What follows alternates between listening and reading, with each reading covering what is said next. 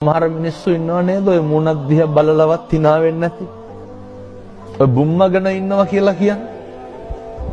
ඒ හින්දා මතක තියාගන්න.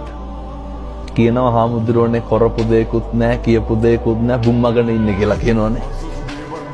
ආයතනවල බලන්න. මේ මූණක් දිහා බලන්නේ නැහැ. මතක තියාගන්න. තමන් උපමා කරගන්න. කවුරු හරි මම දිහා බලලා රැව්වනම් අපිට දුක නැද්ද? එහෙනම් අපි මොකද කරන්න ඕන? කවුරු දිහා බලලා රවණ එක නවත්තන්න. අපි අසතුටු නැද්ද අපි ගැන තැන් තැන් වල කේලම් කියනවනම්? අපි අසතුටු නැද්ද අපි ගැන ඔය මිනිස්සු කියනව නේද පද හදනවා කියලා.